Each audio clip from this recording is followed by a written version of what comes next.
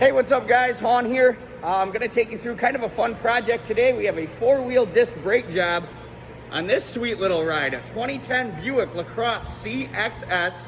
That's a 3.6 liter V6 direct injected with variable valve timing. It's a snotty little car. It's fun. So what I'm going to take you through is how to do a four-wheel disc brake job on this specific vehicle, which is pretty transferable to a lot of disc brake vehicles. And the first thing we're going to start with are supplies and tools you'll need and how to get this car up safely. All right, a few of the things I'll be using today. You'll want plenty of rags for this project. I'm going to be using gloves. Brake cleaner is an absolute must. This stuff is amazing. I've got a 1/2-inch drive breaker bar with a 15mm socket on it along with a 15mm wrench. I've got some brake grease, good size pry bar. I'm going to be using the C-clamp method today to push the pistons back in. I'm also cheating and using an impact with a 22mm socket on it to take the wheels off. You can use a standard ratchet or lug wrench, whatever you've got. And then also I'm going to have the vehicle up on the lift, so I'm kind of cheating in that regard as well. You can most certainly use a jack and jack stands for this. Just make sure you're doing it safely and supporting that vehicle correctly.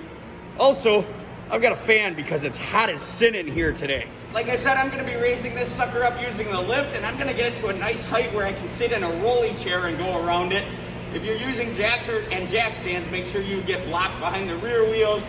Make sure you support it correctly on the subframe or the pinch welds, wherever I've taught you to do on your specific vehicle on those lift points. Make sure you're using those and being safe about it.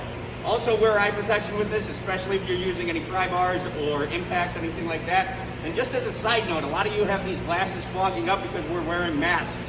What I've found is these little gator masks, G-A-I-T-E-R, a gator mask. They're nice, they're lightweight, they're breathable, and the glasses rest right on top of them up the bridge of your nose, and that way they don't fog up. So let's get this sucker up in the air to a nice comfortable working height and get to work on it. All right, as you can see, I've got the vehicle up exactly where I wanted, a nice comfortable working height for me to be in a rolling chair as well. Just kind of saves my knees as I get old. I'm gonna go through and hammer these lug nuts off, take a look at the inside. Also, if you are doing a four-wheel brake job, now would be a good time to consider rotating the tires as long as you have them all off anyways. Just make sure you use a little bit of tire chalk or put the tires in an arrangement so that you remember exactly which part of the car they came off of, so you can follow your rotational pattern and hit it up.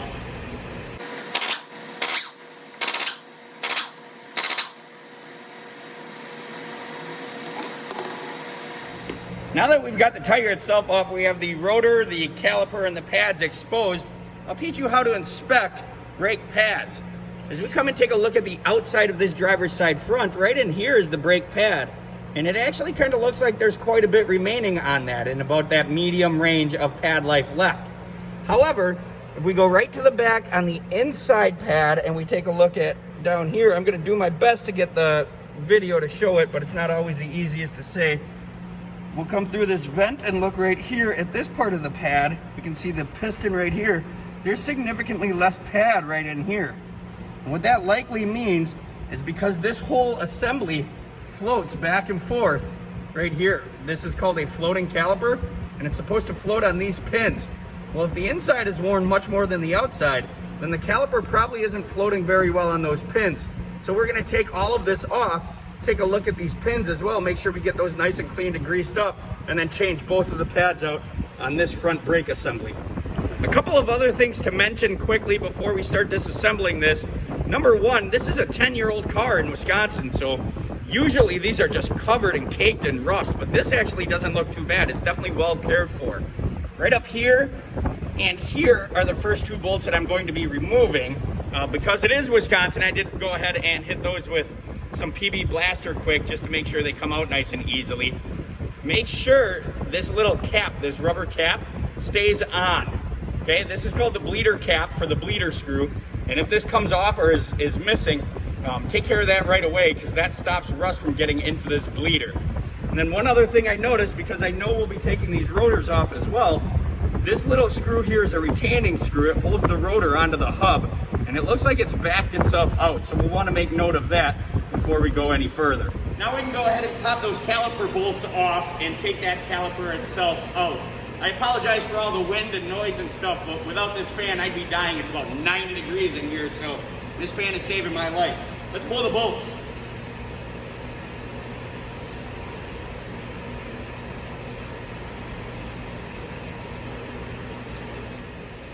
Well, that was a prime example of what happens when you assume. I just figured those caliper bolts were 15 millimeter because that's what I'd always work with. They're actually 14 millimeter. Make sure you have the right size, don't assume.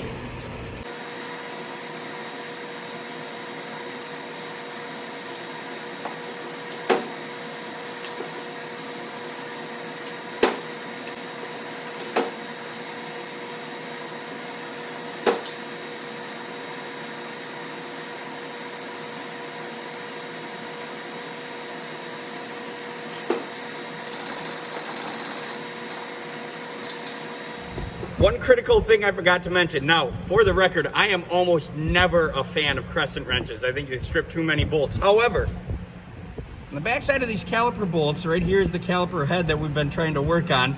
On the back side of it in here is a little nut. You'll see it right here on the bottom one, okay? This little nut right here is like a retainer nut, and if you crack this loose, it can sometimes spin with it. This one isn't, but the top one is. And these tiny little crescent wrenches, because that clearance in that nut is so small, a lot of wrenches don't like to actually fit in there. But these tiny little crescent wrenches have skinnier jaws and they actually fit in there quite nicely. I almost am never a fan of crescent wrenches, but in this instance, I guess it'll work. All right, got those two retaining bolts out of the back of the caliper. Now it's time to peel this caliper back, and we'll hang it up here by the suspension components. My apologies if you can't see that. We'll hang it off of the McPherson strut assembly with some baler wire, just to make sure that it can't fall down and pull on this rubber hose, because that's not good for any brake assembly. Let's take this off.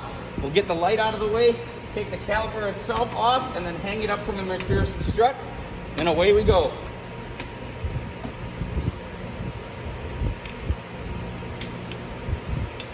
It just pries out from the top like so. Sometimes they're a little bit of a fight, this one, because the car itself is in such good shape, good condition. Not much of a fight at all. And it just kind of walks out from the top, just being very careful that you're not putting any undue stress on this brake line.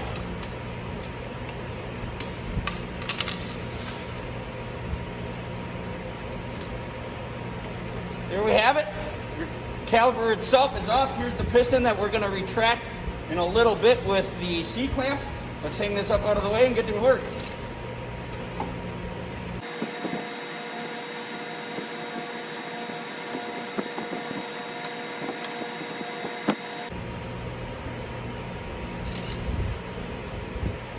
Now it's time to go ahead and remove these pads. And they just hang out in this retaining bracket. So you can just peel them out like so. Sometimes they're a little bit of a fight, but they just walk outwards away from the rotor, slip off like so. You can see this one still has a little bit of pad left on, well, quite a bit of pad left on it, about half its life remaining. However, the back side is not as good looking. It's almost gone here. See that? That means that these pins are sticking. We need to shine them up. Let's take the old retainer clips out, these old slides. You can, I know some guys like to kind of shine these up and re-grease them and try to reuse them. I've always been a fan of just getting new ones. Most brake kits come with them anyways.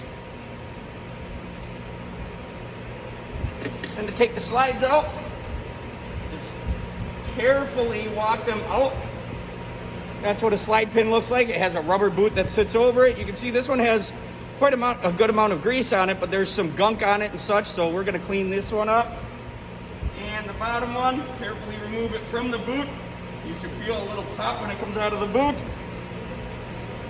That's what that one looks like. The one with the brass bushing, this little kind of yellowy piece right here, that one goes on top. This one with the silver, this one goes on bottom. So we're going to hit these with some brake clean and put some new grease on them and get them back in when we're ready to reinstall. Now it's time to go ahead and pop this little bracket off that holds the caliper so that we can take the rotor off, and you can either have these resurfaced. I know a lot of places like to resurface some on a brake lathe. Otherwise, they're pretty cheap now. You can go ahead and buy a new one for about the same cost that you could have this one resurfaced if it's got some grooves and stuff in it. So I always recommend just going new on the rotors themselves. On the back side of this bracket are a couple of big boys, 21 millimeter bolts. I'll try to show you what they look like here, no promises. Let's get some light here Those guys right there, that guy and that guy. As you can kind of see for some reference here, here's the rotor, there's the bracket. On the back side, those big boys hold that bracket on. We're gonna wanna bust those suckers loose. And once we have those loose and take those off, then this bracket assembly right here, this can come off. Take this retaining screw out, that was reminder that was loose. We'll take that out and this whole rotor assembly will come right off.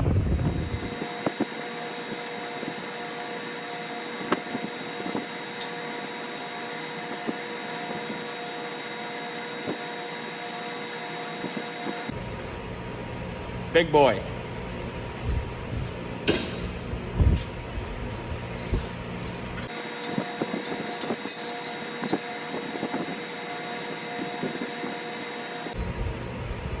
Bracket, last big boy. All right, this little retainer screw here, this is just a simple T30 Torx bit, like this guy from Lyle. I'm just gonna throw it on the end of a nut driver here. This is really loose, so it should, yeah, backs out really easily. I hope we didn't damage any threads as it was kind of wiggling around in there. We'll see though. It actually looks okay. We'll want to make sure that we get that back to torque specs. And then, with a little help and a little motivation, this rotor should come right off. Sometimes, you got to give them a little alternative motivation though. And in this case, alternative motivation means a dead blow hammer.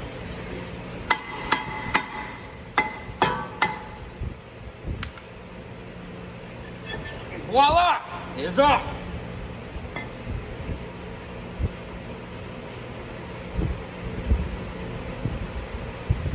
This car is pretty clean. Yo, this car is, like I was saying earlier, this car is pretty slick. You know, 3.6 liter V6, direct injected, variable valve timing. Like, it's not your grandma's Buick. This thing's got some snot to it. It's a pretty fun drive. Now, the next steps here, we're gonna go ahead and reassemble, in reverse order. We're gonna grab the new rotor. Before we put the new rotor on, we're gonna hit it with brake clean on both sides to take the manufacturing's film that's got a little oil on it. Take that right off. And then we'll hit that with brake clean. We'll get that on, making sure to align the hole with the retaining nut screw hole. And then we'll put the caliper bracket back on, making sure we torque that to specs, then start putting the caliper assembly and pads back in, and I'll show you how to do that. New rotor here, just hit it with brake clean to get that manufacturer oil off of it. Before I do anything else, I always like to just kind of visually make sure that it's the same size and same bolt pattern as the old one we took off, which it certainly is. It's ready to go back on. So we'll get you guys lined up with that. Painted rotors now, nice. We're gonna line up that retaining screw hole with the retaining screw bolt hole. We're gonna slip it over the hub nice and easy like that. Sometimes you might have to sand this hub down or grease it a little bit because they get kind of nasty. But this car's in real good shape, so we'll just align it. And we're gonna put that torque screw back in, this little guy, just to hold that rotor flush against the hub. Once we have this guy in, we're gonna find the torque specs for it and then put that caliper bracket back on.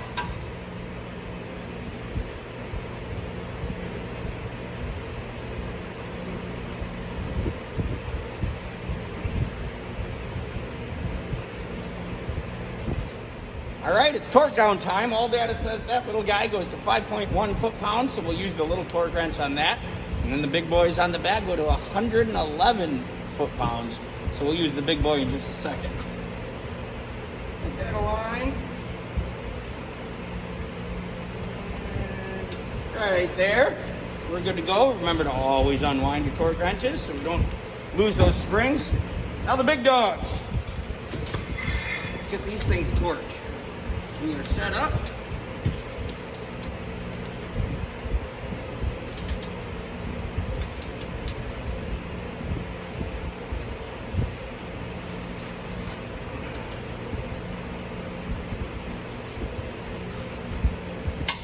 There we go. Next one. Might have to turn the wheels just a bit to get on that one well. This is no big deal.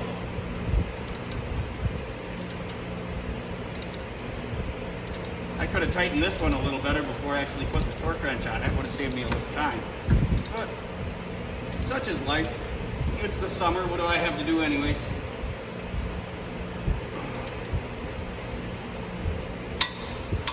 And there we have it. Now we're torqued up.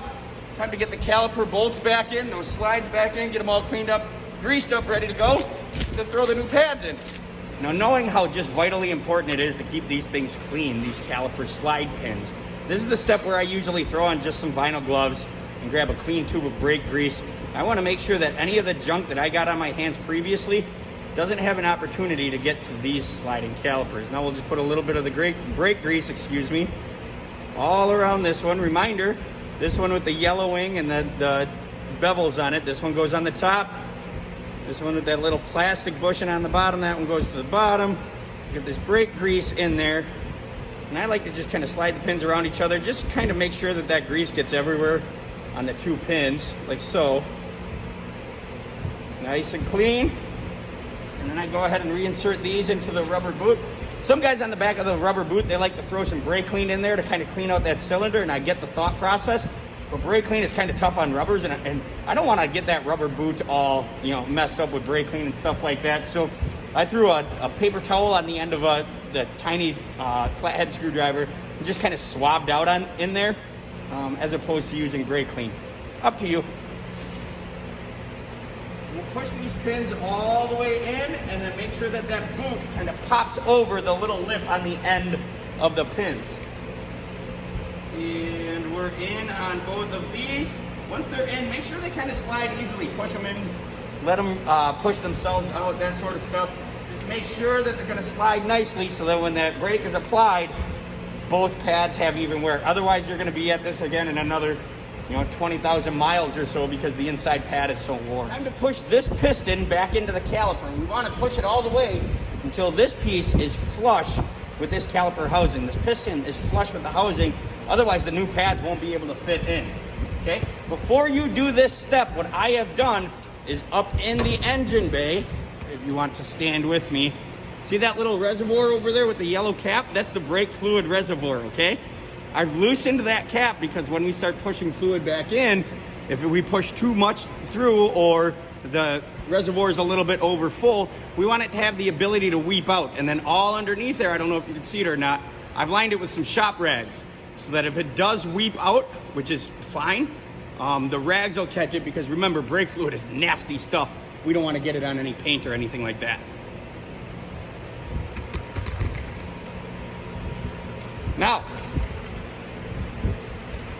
I'll get you guys to a position where hopefully you can see how to do this. This is one of many methods on removing that, or pushing that clamp back in, or the piston, geez. So what I do is I widen out this C-clamp just enough to get it to fit over the pad and the caliper body itself, making sure on the backside here there's not like a bleeder or a banjo bolt or anything like that we're gonna hit. And then I just simply tighten up the C-clamp. Once you tighten up the C-clamp using that old pad on top, it's going to drive that piston back. I always use the old pad. I don't ever want to damage that piston inside the caliper because then we need a new caliper, and that's not fun. Once I get it tight, it should be able to kind of hold itself steady on there, and I can start applying some pressure. Like so. And we're just going to walk that piston right back in. Pretty easy. Just make sure you're getting it dead center so you're not getting that piston all cockeyed in there, and just let it just walk itself right back down. Shouldn't take many turns whatsoever, but it's a pretty easy process, and you'll be able to see right when that thing is flush. You'll feel it likely in the pad itself. Boom, right there. Now I'll break the C-clamp loose, take the old pad off, and take the baler wire off. And I'll be able to show you guys what a piston looks like when it's all the way walked into the caliper.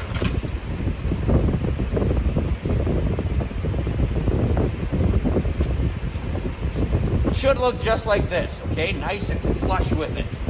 All right? After that, we will simply get ready to hang it, making sure not to twist that brake line, keeping that all the same way it was. We'll be able to start to hang it like so. After we get the new pads and the new anti-rattle hardware in there, we're just going to put those bolts in, and we're golden. Well, as luck would have it, I got the new pads in the box, but they didn't give me any new anti-rattle hardware for the front.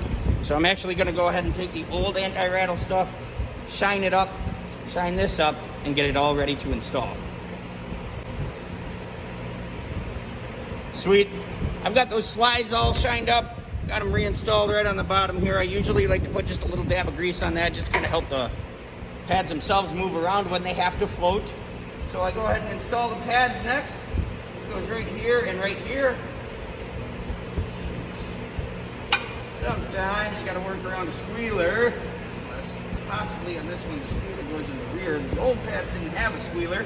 So let's see.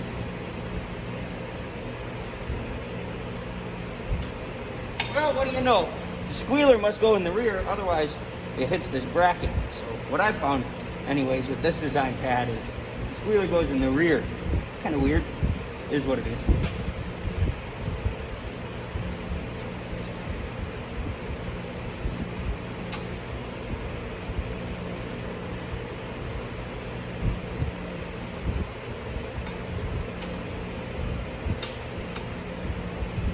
Now that we know we've got a nice tight fit of pads onto the rotor, bring that caliper back, make sure you've got those caliper bolts handy.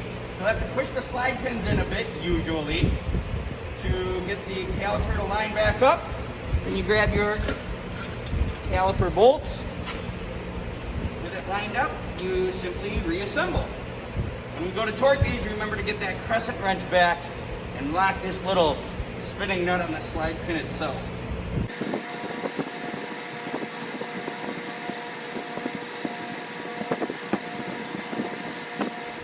And that's what it looks like when it's together. Once we have the pads in and the caliper on these little back caliper bolts back here, not the bracket bolts, but the smaller 14 mil ones, we're gonna torque those down to 20 millimeters, or excuse me, 20 foot-pounds. 14 millimeter bolt getting torqued down to 20 foot-pounds. Jeez, been a long day. And then after that, after we get those suckers torqued down, then we put the wheel and tire assembly back on. A couple of things to make note of though before we're completely done here. Make sure you're careful, especially if it's the first time you're doing brakes. You'll like take your phone out, take a picture of all the different assemblies and stuff so you know how it all goes back together. Clean a lot of stuff. Clean it with Brake Clean. Brake Clean works awesome for cleaning this stuff. Just try, I guess my suggestion is try to stay away from rubber with Brake Clean, but that's up to you. You do you. Okay? Make sure you're torquing stuff correctly. Make sure you're careful of any sensors or also brake lines. And then when you get it all the way back down, test it in your driveway or in a parking lot or somewhere safe to make sure you actually have brakes and have good brakes before you actually need brakes, because that's no fun when you need brakes and you don't have them. Okay? Any questions, comments, or concerns, always feel free to reach out to me, guys. Thanks for taking the time to watch the video.